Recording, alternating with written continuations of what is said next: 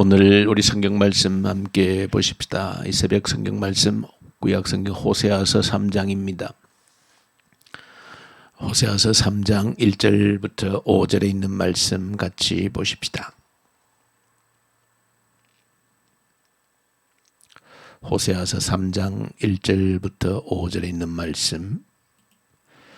여호와께서 내게 이르시되 이스라엘 자손이 다른 신을 섬기고 건포도 과자를 즐길지라도 여호와가 그들을 사랑하나니 너는 또 가서 타인의 사랑을 받아 음녀가 된 그 여자를 사랑하라 하시기로. 내가 은 15개와 보리 한 호멜 반으로 나를 위하여 그를 사고 그에게 이르기를 너는 많은 날 동안 나와 함께 지내고 음행하지 말며 다른 남자를 따르지 말라. 나도 내게 그리하리라 하였노라. 이스라엘 자손들이 많은 날 동안 왕도 없고 지도자도 없고 제사도 없고 주상도 없고 에봇도 없고 드라빔도 없이 지내다가 그 후에 이스라엘 자손이 돌아와서 그들의 하나님 여호와와 그들의 왕 다윗을 찾고 마지막 날에는 여호와를 경외함으로 여호와와 그의 은총으로 나아가리라. 아멘.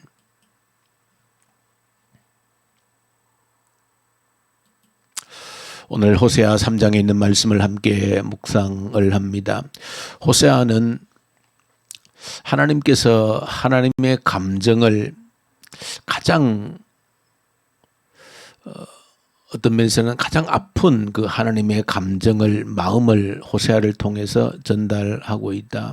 하나님께 부름받은 선지자는 단순히 하나님의 말씀이라고 할 때 어떤 정보만을 전달하는 자가 아니다. 하나님의 마음을, 하나님의 감정을 그대로 담아서 전달하는 자가 바로 이 선지자로 부름받은 사람들이다. 그렇게 말씀을 드렸습니다. 그 모든 선지자들 가운데서도 이 호세아는 특별히 그 하나님의 가장 아픈 그 아린 마음을 가장 직접적으로 또 본인의 경험을 통하여서 직접적인 또 본인의 그 경험을 통해서 하나님의 마음을 드러내고 있는 그 선지자가 이 호세아 선지자입니다. 1장부터 3장에 이르기까지 호세아를 통해서 드러내신 그 하나님의 감정을 보시면 특히 이제 두 가지 명령으로 하나님의 마음이 드러납니다. 호세아를 통해서 두 가지 명령을 합니다. 첫 번째는 너는 가서 저 음란한 아내 고멜을 데리고 와서 아내로 취하라는 것입니다. 그리고 그를 통해서 음란한 자식을 낳으라 하는 것이 첫 번째 명령입니다. 가서 음란한 아내 고멜을 데리고 와서 아내로 삼고 결혼을 하고 그리고 음란한 자녀를 낳으라. 이것이 첫 번째 명령입니다. 사실은 누가 듣더라도 이 명령을 그대로 따른다는 것 결코 쉬운 일이 아닙니다. 보통의 정신을 가지고 이 명령을 그대로 따라서 순종할 수 있는 사람이 그리 흔하지 않을 것입니다. 이 첫 번째 명령만 하더라도 그대로 순종한다는 것은 보통의 어려운 일이 아닙니다. 음란한 아내를 데려와서 아내를 삼는다라는 것 자체도 어렵거니와 또 음란한 자식을 낳으라 할 때 이 음란한 자식이라고 한 의미도 자녀를 낳았는데 내 자녀가 아닌 것입니다. 어떤 다른 남자의 자녀를 낳는다라고 한 의미를 지니고 있는 겁니다. 그래서 이것을 그대로 받아들인다는 것만큼도 정말로 보통 사람으로서 상상도 할 수 없는 그런 명령임에 틀림이 없습니다. 이렇게 해서 하나님은 하나님의 감정을 자기 백성들을 향한 하나님의 마음을 감정을 이렇게 드러내신 겁니다. 호세아를 통하여서. 호세아가 그런 직접적인 자기 경험을 가지지 않고서는 그 하나님의 마음을 느낄 수 없기 때문에 하나님은 그 호세아를 통하여서 자신의 마음을 고스란히 드러내고 있다. 그런데 또 한 가지 명령을 하고 있는데 이 두 번째 명령은 첫 번째 명령과는 또 비교되지 않는 더 훨씬 어렵고 힘든 고통스러운 명령이다 하는 것을 보게 되어집니다. 두 번째 명령은 사랑하라는 것입니다. 음란한 그 여인 고멜을 데리고 와서 결혼했는데 그 여인을 사랑하라는 겁니다. 만약에 그 음란한 여인으로 살던 고멜이 이제 호세아의 청혼을 받아들여서 이제 같이 결혼하고 살면서 과거의 모든 부정한 일들을 청산하고 새롭게 살기로 다짐하고, 그렇게 했다면 그래도 혹여나 아무리 과거가 있다 할지라도 새롭게 살려고 하는 그 마음을 보고 또 마음을 주고 정을 주고 새롭게 사랑할 수 있는 가능성도 없지 않아 있을 수 있을 겁니다. 근데 두 번째 명령은 그렇지가 않습니다. 그렇게 음란한 여인 고멜을 데리고 왔는데 이 여인이 다시 도망을 간 것입니다. 다시 도망을 갑니다. 2장 15절에 보시면 도망갈 때 그냥 몰래 도망간 것이 아니고, 남편 몰래 바람이 나서 그냥 도망간 것이 아니고 2장 15절에 보시면은 남편이 지켜보는 앞에서 화장을 하고 온갖 폐물을 차고 보란 듯이 다른 남자에게 갔다라고 그렇게 기록을 하고 있습니다. 참으로 통탄할 일인 것이죠. 상상할 수 없는 그런 내용을 기록하고 있는 겁니다. 그냥 몰래 도망을 간 것도 아니고 남편이 보는 눈앞에서 다른 남자를 위해서 화장을 하고 폐물을 장식하고 당당하게 다른 남자에게 갔던 여인이 바로 이 고멜이라고 하는 이 음란한 여인이라는 것을 기록해 주고 있는 겁니다. 그런데 오늘 두 번째 명령이 그 도망간 그 여인이 이제 어떻게 됐는가? 도망갔다가 이제 도망가서 그 남자로부터 버림을 받고 이제 아무 쓸모없는 존재가 되어져서 노예 시장에 팔려 나온 것입니다. 근데 하나님께서 사랑하라고 하는 것은 이제 그 여자를 다시 가서 돈을 주고 사서 다시 아내로 맞이해서 사랑을 하라는 겁니다. 사랑하라는 겁니다. 도무지 정말로 첫 번째 명령보다도 훨씬 더 강도가 높은, 참 상상하기 어려운 그런 명령을 하나님께서 호세아에게 하고 있는 것입니다. 바로 하나님의 마음을, 감정을 이렇게 드러내고 있는 겁니다. 자, 이럴 때에 이 명령을 받은 호세아가 오늘 본문에서 보시면 어떻게 하고 있는지를 보여줍니다. 호세아는 그 명령에 순종해서 자기 앞에서 보란 듯이 화장을 하고 다른 남자에게로 떠났던 그 여인이 이제 거기서 버림을 받고 마지막 이제 폐물처럼 되어져서 노예 시장에 다시 마지막 팔려 나온 그 여인을 다시 사오라 했는데, 오늘 본문 3장 2절에 보시면 참 기막힌 내용이 기록되어져 있는 겁니다. 그 명령에 따라서 그 여인을 다시 사러 노예 시장에 가는데, 오늘 본문에 보시면 은 15개를 가지고 갔다 그렇게 기록합니다. 은 15개. 은 15개에다가 보리 한 호멜 반을 가지고 갔다 그렇게 말합니다. 보리 한 호멜 반도 상당한 양입니다. 리터로 계산하면 약 320리터에 해당되는 많은 양입니다. 그러니까 추측해 보면 자기 집에 있는 모든 곡식을 다 끌어모은 겁니다. 그리고 15개의 은전이라고 할 때 15개의 은화는 세겔은 당시에로 계산하면은 적어도 평범한 사람의 2, 3년치의 연봉에 해당되는 큰 금액입니다. 그러니까 지금으로 저걸 환산하면 최소한 1억은 넘는 금액입니다. 그 노예 시장에 팔려 나온, 이제 아무 쓸모도 없어서 마지막 노예 시장에 팔려 나온 그 여인을 사기 위해서 엄청난 돈을 준비하고, 그리고 집에 있는 곡식까지 모조리 끌어모아서 가고 있는 이 모습을 보여주고 있는데, 이 우리나라도 옛날에 노예들이 많았고 했지만은 다른 노예가 있는 나라들의 그 노예 한 명의 평균 가격이라고 하는 것은 일반적으로 짐승에 비교되어져서 보통은 노예들의 평균 가격이 말 한 필의 가격입니다. 말 한 필이 보통 노예의 평균 가격입니다. 그러니까 지금도 생각하면 아무리 말이 비싸다 할 때 당시에는 말이 많은 그런 때였기 때문에 뭐 지금도 뭐 좋은 말이 1,000만, 2,000만 한다 할지라도 1억까지 준비할 필요는 없는 것이죠. 그 엄청난 돈을 가지고. 그리고 그것도 부족할까 싶어도 곡식까지 엄청나게 다 끌어모아 준비를 한 겁니다. 이것은 뭘 보여주는가 하면 반드시 그 노예를, 그 여자를 사겠다라고 하는 의지가 담겨져 있는 겁니다. 만약에 누가 다른 사람이, 왜냐하면 다른 경쟁자가 나서면은 경매에서 돈을 더 많이 부르지 않으면 살 수 없는 겁니다. 혹여라도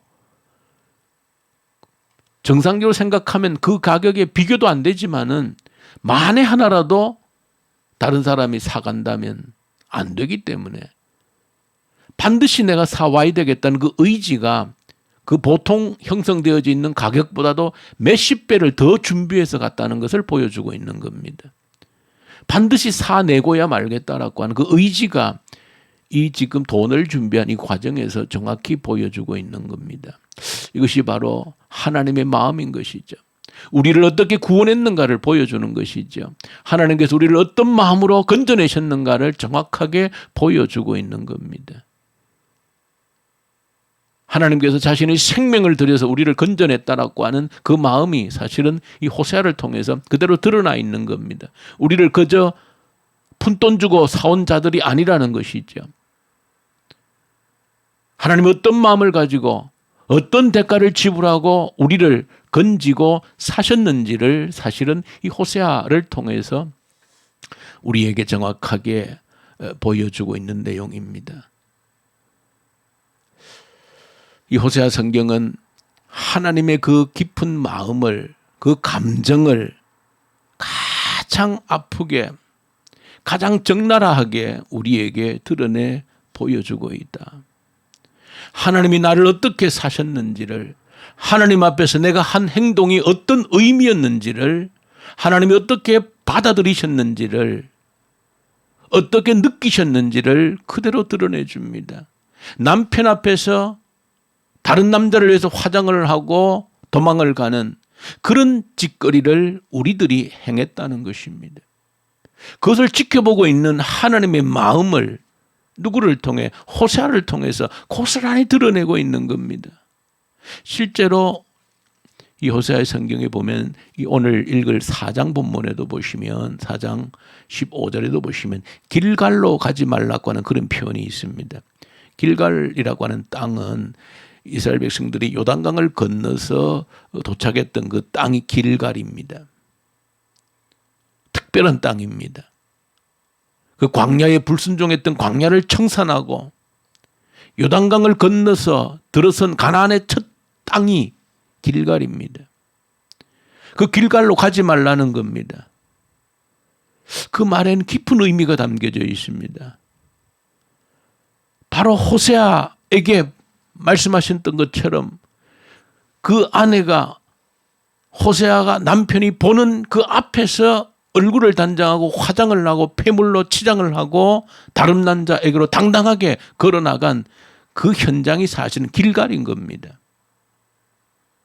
그 안방에서 남편은 그 현장에서 그렇게 치장을 하고 음란한 장소로 나아간 자가 이 고멜인데 바로 길갈이 바로 그런 장소라는 겁니다. 왜? 그 요단강을 건너서 그 첫 길갈에서 그 요단강을 하나님의 말씀에 순종함으로 건넜던 것을 기념해서 요단강에 돌을 들어서 돌탑을 쌓은 곳이 길갈입니다. 그리고 그 도착하자마자 하나님께서 그 길갈에서 첫 번째 명령이 할례를 행하라는 것입니다.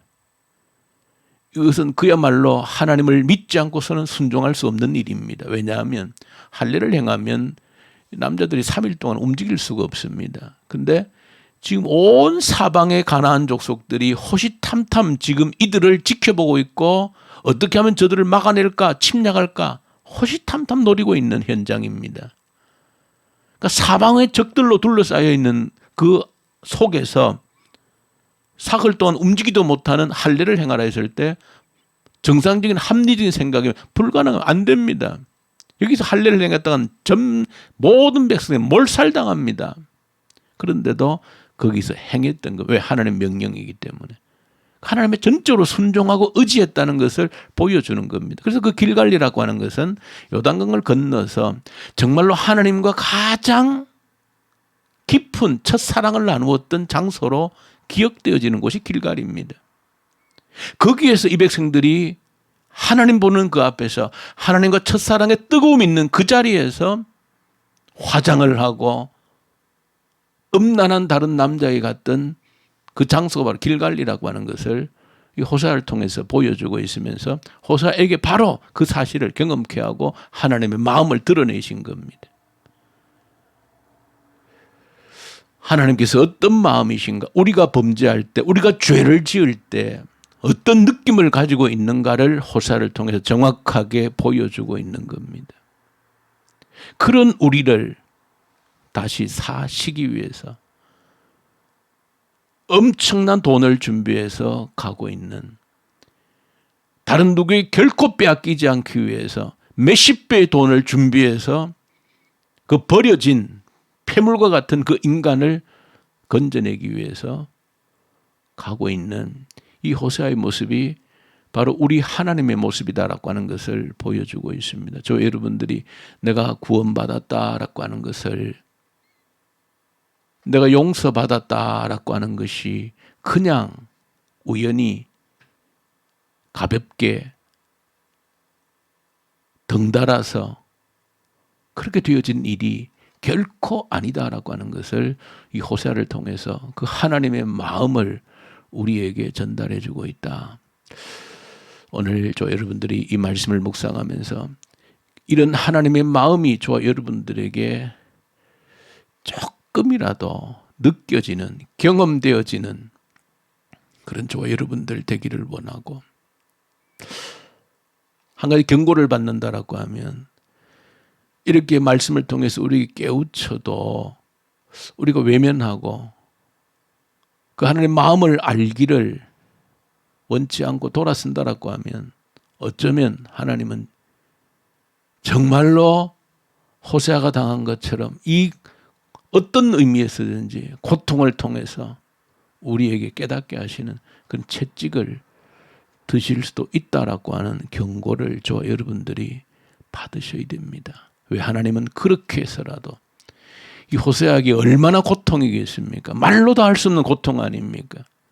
그렇게 해서라도 자기 백성들이 깨닫기를 원하셨던 것처럼 우리가 깨닫지 못하면 하나님은 어떤 다른 방법을 통해 내 인생에 어떤 가시를 넣어서라도 내가 너를 어떻게 사랑했는지, 어떻게 지키고 보호해냈는지를 깨닫기를 원하시는 분이 하나님이시다라고 하는 그런 경고도 받는 저 여러분들 될 수 있기를 간절히 소망합니다. 주님 아버지 감사합니다.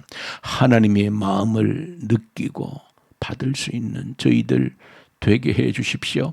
하나님이 어떤 마음을 가지고 나를 바라보시고 내가 범죄할 때, 죄를 지을 때 하나님이 어떻게 지켜보고 계시는지를 조금이라도 깨달아 알 수 있는 저희들 되게 하시옵소서. 예수님 이름으로 기도 올려드립니다. 아멘.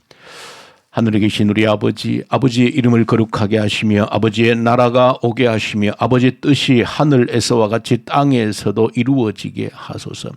오늘 우리에게 일용할 양식을 주시고 우리가 우리에게 잘못한 사람을 용서하여 준 것 같이 우리 죄를 용서하여 주시고 우리를 시험에 빠지지 않게 하시고 악에서 구하소서. 나라와 권능과 영광이 영원히 아버지의 것입니다. 아멘. 주신 말씀 가지고 간절히 기도하십시다. 하나님의 마음을 느끼게 해 주십시오. 깨닫게 해 주십시오. 내가 어떻게 건진받았는지를 깨닫는 은혜가 있게 해 주십시오. 이 나라를 올려드리십시다. 이 나라를 긍휼히 여기시고 말씀의 터위에 굳건히 세워지게 해 주십시오. 악한 법들이 제정되지 않게 하시고 이 땅에 하나님을 두려워하는 자들이 지도자가 되게 하시옵소서. 북한 땅에 긍휼히 여기시고 악한 정권이 소멸되게 하시고 복음의 부흥의 계절 오게 하십시오. 이 코로나 앞에서 좌절치 않게 하시고 절망치 않게 하시고 우리의 믿음을 더욱 견고히 다지는 기회가 되어서 미래를 준비하는 기회가 되게 해 주십시오.